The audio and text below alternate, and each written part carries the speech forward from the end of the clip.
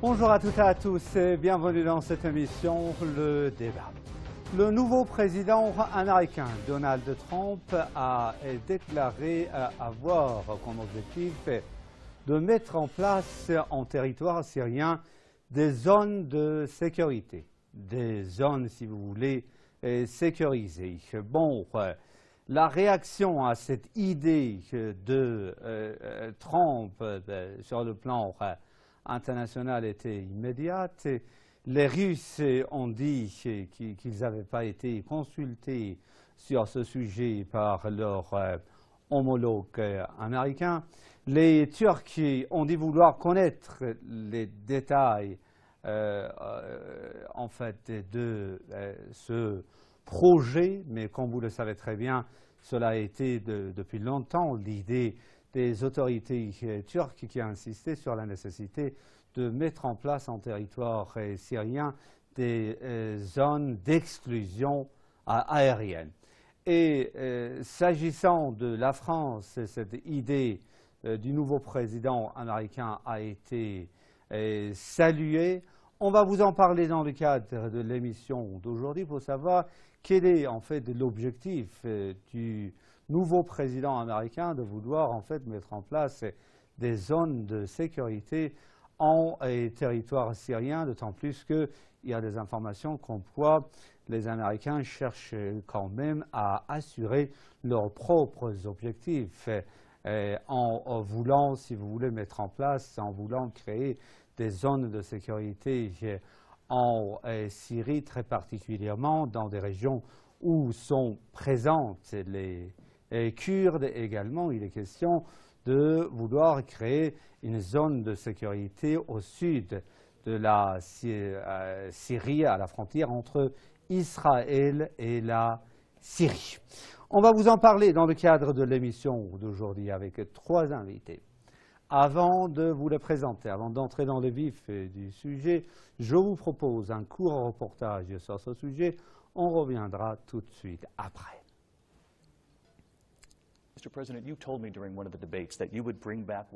Le président américain Donald Trump a enfin dévoilé son plan pour la Syrie.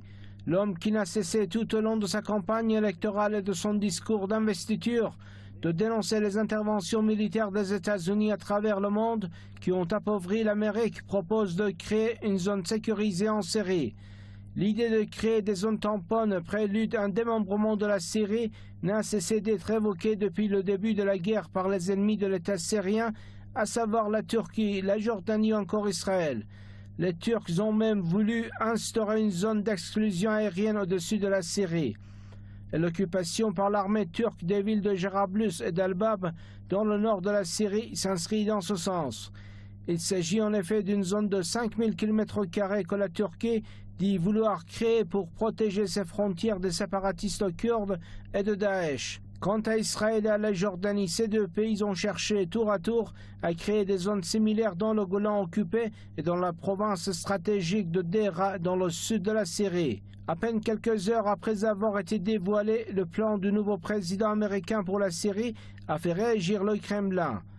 Le porte-parole du Kremlin, Dmitry Peskov, a très clairement rejeté l'idée évoquée par Donald Trump de créer une zone sécurisée en Syrie. M. Peskov a affirmé qu'il faudrait tenir compte de toutes les conséquences de la création d'une zone sécurisée que M. Trump veut destiner aux réfugiés. Selon le porte-parole du Kremlin, cité par le journal officiel russe Russiaskaya Gazeta, nos partenaires américains n'ont pas consulté la Russie au sujet du plan qu'ils viennent de dévoiler et il s'agit d'une décision qu'ils ont prise à eux seuls.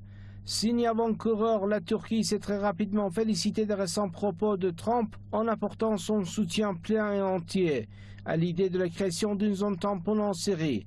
Al-Mayadin, qui rapporte cette information, reprend les déclarations du porte-parole de la diplomatie turque qui, tout en annonçant son soutien, dit attendre de voir concrètement les résultats de la proposition du plan américain.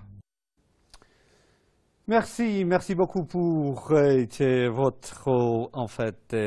d'avoir choisi cette émission, le débat. Permettez-moi de faire également cette précision qu'il y a eu aujourd'hui. Même cet entretien téléphonique entre Donald Trump et Vladimir Poutine, respectivement président américain et russe, et très probablement cette idée, si vous voulez, de vouloir en fait mettre en place des zones de sécurité en territoire syrien avait été abordée lors de cet entretien téléphonique. Bon, pour vous en parler, j'ai trois invités avec moi. Pierre Dortiguet, spécialiste français des questions internationales, est avec moi depuis Toulouse. J'ai le plaisir d'avoir avec moi pour cette émission depuis la France, depuis Paris, M. Arnaud Develay, spécialiste des questions internationales. Là, on voit pas encore en fait la photo de M. Arnaud Develay, spécialiste des questions internationales. Voilà. Et j'ai le plaisir et l'honneur d'avoir avec moi pour cette émission en direct un spécialiste des questions internationales depuis Moscou. Il s'agit de M. Fabrice Boer. Bon, permettez-moi de saluer mes trois invités depuis Téhéran, capitale de la République islamique d'Iran, et on va partir tout de suite à Toulouse pour rejoindre M. Pierre Dortiguet et entamer notre débat. M. Dortiguet, je viens de lancer le sujet. Comme première question, M. Dortiguet, quel est l'objectif du nouveau président américain de vouloir créer des zones de sécurité, des zones sécurisées en territoire syrien, d'autant plus que, à en juger par des informations, il est question de créer deux zones de sécurité, l'une au nord de la Syrie, l'autre au sud de ce pays. Bien, il s'agit là d'une aide apportée à moyen terme, disons, à l'entité sioniste, puisque celle-ci est très préoccupée par une sorte d'assurance de ses frontières sur le Golan. Cela a été aussi l'objet des nombreuses discussions entre M. Netanyahou et le président Poutine. Et je crois que c'est là une pression vraiment exercée par Israël, disons, sur les grandes puissances. En même temps, cette zone d'exclusion dans le nord satisfait entièrement la Turquie, apparemment, et c'est une excellente chose de faire apparaître, de clarifier la position turque à cette situation, car cela enlève, c'est là d'ailleurs le vice fondamental, juridique, cette proposition, cela enlève bien sûr toute, disons, propriété, légitimité de l'État syrien sur ces zones. Et je crois que c'est là, si ce projet est accepté, même avec des amendements, il est certain que cela signifierait que les grandes puissances se mettent d'accord pour une diminution du pouvoir ou de l'autorité de l'État syrien. Merci beaucoup. Monsieur Boer, en fait, s'agissant de la position de Moscou, on sait très bien que les autorités de Russie qui avaient mis tout dans la balance en ce qui concerne la question syrienne pour venir en aide au peuple syrien, pour en fait lancer cette intervention militaire aérienne contre les terroristes opérant en territoire syrien, se sont toujours opposés à cette idée lancée déjà par les autorités turques de vouloir en fait instaurer une zone d'exclusion aérienne en Syrie. Mais là, le nouveau président américain propose de mettre en place des zones de sécurité, des zones sécurisées en territoire syrien. Comment, d'après vous, les autorités les autorités russes évaluent-elles cette idée, cette proposition du nouveau président américain, s'il vous plaît? Je vais vous répondre pas de manière diplomatique, puisque ça je vais être professionnel. Tout simplement, la Russie, ou tous les analystes russes en général, sérieux, voient très bien de quoi il s'agit. C'est un nouveau lexique, un nouveau vocabulaire un nouveau emballage marketing pour la fameuse no-fly zone dont on a vu les résultats en Libye, à savoir que ce n'est que le début ou un prétexte afin d'entrer en guerre et d'agresser le pays précité. Dans le cas précis, il y a cela, effectivement, venir en aide aux différents groupes terroristes qui sont bien mal en pied en ce moment avec l'intervention russe et l'avancée de l'armée syrienne et de ses alliés sur le terrain. Et aussi, cela se met toujours dans le plan général des néoconservateurs qui a été de diviser ce Proche-Orient, de le diviser sur des bases artificielles ou sur des bases ethniques, sur des bases religieuses, et de créer ce fameux Sunniland qui serait effectivement un cheval entre la Syrie et l'Irak, ce que fait exactement l'État islamique, le pseudo-État islamique actuel, afin de casser cet axe politique, cet axe chiite, comme on le dit, donc il va de Téhéran, passant par l'Irak, la Syrie et allant jusqu'au Liban. Cela donc n'est pas pour casser les trompinolâtres qui pensaient déjà que nous allons assister à une révolution. Nous sommes en face d'une manière plus rapide qu'on le pensait, d'une mise en application de la continuation du plan des néoconservateurs afin de casser l'axe de la résistance et donc d'intervenir en Syrie afin de rebasculer la situation en faveur des groupes terroristes et donc de contrer Moscou et que la guerre puisse continuer afin que le chaos puisse régner.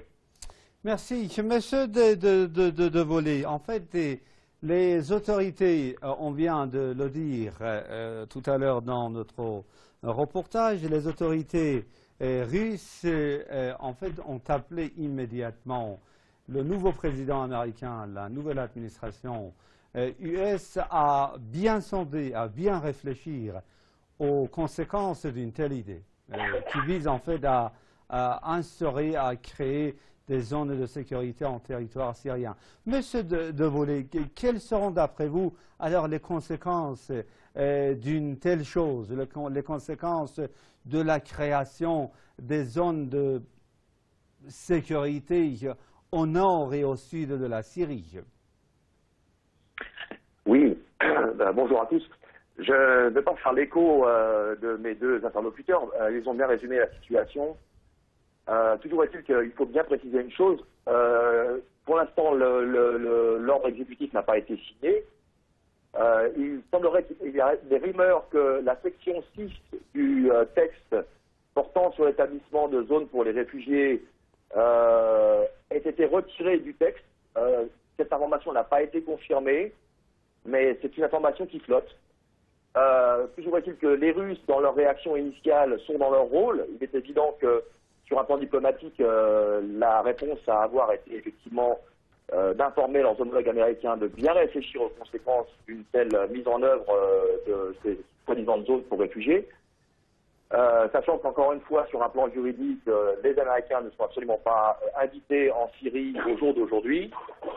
Quant aux conséquences, elles sont très faciles à projeter. C'est-à-dire qu'on pourrait avoir une enclave dans laquelle les terroristes, les groupes terroristes opérant en Syrie, lapsus, seraient amenés à se regrouper, à recruter à plus ou moins longue échéance, donc à se renforcer et à certainement se livrer à des exactions beaucoup plus radicales sous le contrôle des Américains, sachant qu'ils bénéficieraient de facto d'une protection américaine. Merci beaucoup. Pierre Dortiguet, vous venez en fait d'entendre les explications de mes deux autres invités de l'émission d'aujourd'hui. En fait, les Américains sont déjà présents militairement en territoire syrien. On sait très bien qu'ils ont même créé une base, à en juger toujours par des informations, une base militaire dans des régions contrôlées par les Kurdes en territoire syrien. Les Américains ont toujours en fait adopté une politique contradictoire dès le début envers la question syrienne. D'une part, ils disaient vouloir combattre en fait le terrorisme Daesh. D'autre part, ils disaient que voilà, leur priorité c'est de renverser Bachar al-Assad, et dans le cadre d'une telle politique, d'une telle logique, ils alimentaient en armes et en fonds des groupes terroristes. Là, en fait, ils disent vouloir mettre en place des zones de sécurité. L'objectif en est-il, comme l'a dit monsieur de Volley, de casser l'axe cette fois-ci de la résistance, monsieur d'Ortiguet? Oui, en effet, je suis tout à fait d'accord avec lui. Je crois que c'est l'avis de toutes les personnes, disons, sincères, plus même qu'objectives. Chacun s'en rend compte. Je dirais que dans la campagne électorale de M. Trump, celui-ci avait, disons, dénoncé l'administration précédente comme favorisant justement les terroristes de Daesh et autres. Et lui-même, là, contredit sa proposition, puisqu'il disait ne pas vouloir, disons, s'occuper des affaires intérieures de la Syrie. Il avait même fait, disons, d'une certaine manière, l'éloge de l'autorité du président Bachar el-Assad, et voici que maintenant, il est tout à fait dans la ligne, c'est-à-dire, comme on l'a dit tout à l'heure, des néoconservateurs, c'est-à-dire une ligne continue depuis déjà une dizaine d'années, vous voyez, de vouloir, disons, occuper la Syrie, neutraliser l'activité de l'État syrien au bénéfice, bien sûr, de l'antisésioniste. Permettez-moi de vous dire une chose, par exemple, sur cette continuité politique, vous le voyez avec la nomination, par exemple, de M. Rex Tillerson, vous voyez, qui est le patron d'ExxonMobil, qui est maintenant le secrétaire d'État, et bien celui-ci même, avec le groupe patronal, le Round Table qu'il participait, avait soutenu aussi avant Trump la position, l'élection,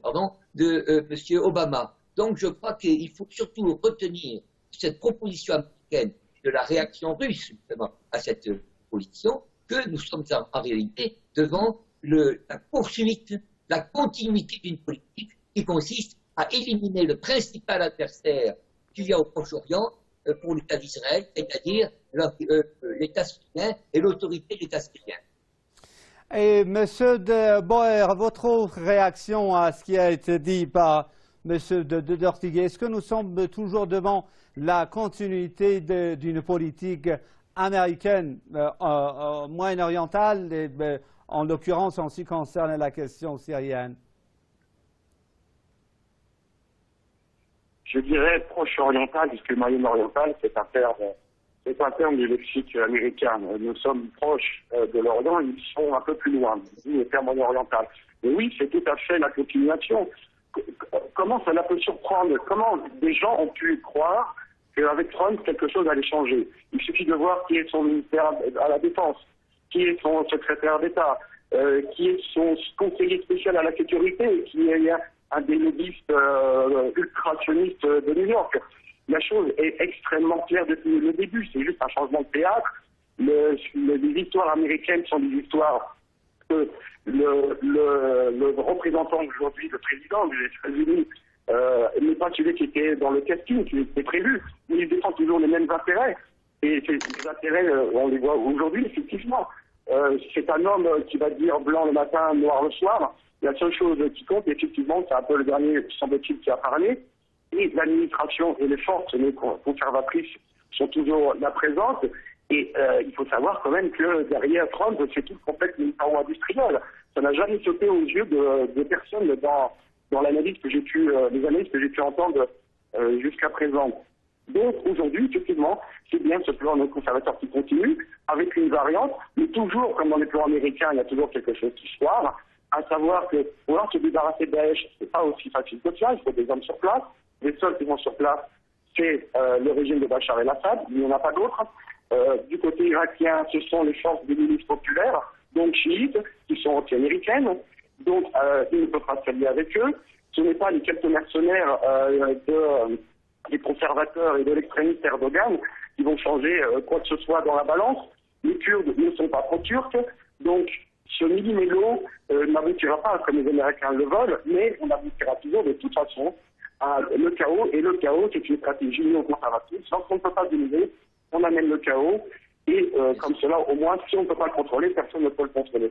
Donc la position américaine et la position de Trump à l'heure actuelle, effectivement, c'est de continuer la déstabilisation du régime baathiste syrien, et de là aussi d'influencer sur l'Irak, toujours étant, comme vous avez remarqué, protection au nord, protection au sud. Évidemment, tout ça dans l'intérêt donc de l'État d'Israël, qui espère que l'Hezbollah évidemment s'essoufflera dans ces combats interminables. Alors, on ne sait pas ce que cela va devenir. Il faut voir dans les prochaines semaines comment cela va se développer. Mais ceux qui pensaient que dans les premiers 100 jours, une entente avec la Russie pouvait être faite, en particulier sur la Syrie, et bien aujourd'hui, cela déchante. Mais moi, je n'ai jamais cru à Trump, je n'ai jamais cru au retournement d'Erdogan. Je crois toujours aux faits géopolitiques que l'on peut changer, et c'est toujours l'affrontement de la Russie contre les États-Unis, et la Syrie, malheureusement, est le terrain de bataille. Merci beaucoup, monsieur de Volé. En fait, revenons à cette réaction française à cette proposition de Donald Trump. Cette proposition, cette idée, je viens de le dire tout à l'heure, a été saluée par en fait la France. Vous en souvenez, dans un certain temps, la France occupait le devant de la scène en ce qui concerne la question syrienne. La France qui considérait ce qu'on appelait à l'époque le Conseil national de l'opposition syrienne comme l'unique représentant légitime du peuple syrien. Dans l'état actuel des choses, la France est, on peut le dire, presque hors jeu en ce qui concerne la question syrienne. Et la France a salué cette idée de Donald Trump. La France qui est à couteau, à un moment où la France et les États-Unis sont à couteau tiré par rapport à pas mal de sujets. Comment expliquez-vous cette réaction française, s'il vous plaît? Bien, écoutez, la France se comporte en bon supplétif des Américains. Dans l'absolu, sur le fond du dossier syrien, s'il s'agit d'utiliser des méthodes différentes pour arriver au résultat escompté, le gouvernement français ne peut que s'en féliciter, en l'occurrence. Donc je ne suis pas du tout surpris par le fait que Paris ait salué la proposition émise par le président Trump. Merci beaucoup, monsieur de Dortiguet. En fait, nous avons 2 minutes devant nous. En fait, cette idée du président américain intervient à un moment où l'armée syrienne est en train de remporter d'importantes victoires contre les terroristes. L'objectif n'est-il pas également de porter secours à ces groupes armés terroristes, monsieur Dortiguet? Bien sûr, bien sûr. On dit que la politique, c'est la continuation de la guerre par d'autres moyens. En réalité, oui. Chaque fois que ces groupes terroristes ont subi une défaite à cause de l'armée syrienne et de l'aide russe qui lui est apportée, eh bien, effectivement, nous avons assisté à des manœuvres américaines, américaines, sionistes. On dit occidentales. En réalité, il s'agit du grand lobby, du très grand lobby sioniste, n'est-ce pas, qui couvre l'Occident et veut se confondre avec l'Occident. Et c'est lui qui est mobilisé. Votre interlocuteur vient de dire très justement que c'est tout un cinéma, disons, d'opposition à Trump, voyez-vous, de la part des Français. Mais en réalité, nous suivons, nous et surtout le Parti socialiste, une politique strictement favorable et alignée sur les intérêts sionistes à long terme. Et voyez-vous, cette proposition justement de Trump vise ce que visent tous ces groupes-là, c'est diminuer et finalement éteindre l'autorité du gouvernement syrien, car ils savent qu'ils ne peuvent continuer d'occuper la Palestine que s'ils, disons, affaiblissent la mère même de la Palestine, qui est la Grande Syrie, la Syrie-Palestine, comme on disait autrefois, avant même la Seconde Guerre mondiale, voyez-vous. Il s'agit là de la même guerre qui continue, et là on voit que M. Trump participe, et d'un côté déterminé, ce n'est pas un homme qui apporte une nouvelle politique, mais c'est avec d'autres mots, d'autres caractères, il continue la même politique, évidemment, qui est une politique anti-syrienne, anti-palestinienne et pro-sioniste. Pierre Dortiguet, philosophe français spécialiste des questions internationales, merci beaucoup d'être avec moi pour cette émission Le Débat depuis chez Toulouse. Mes vifs remerciements vont également à M. Arnaud Devolé et Fabrice Boer, spécialiste des questions internationales, qui est avec moi pour cette émission depuis Paris et Moscou. C'est la fin de l'émission d'aujourd'hui. Merci infiniment de l'avoir suivi. Je vous souhaite à vous toutes et tous une excellente journée. Je vous dis au revoir, amis, et à très bientôt.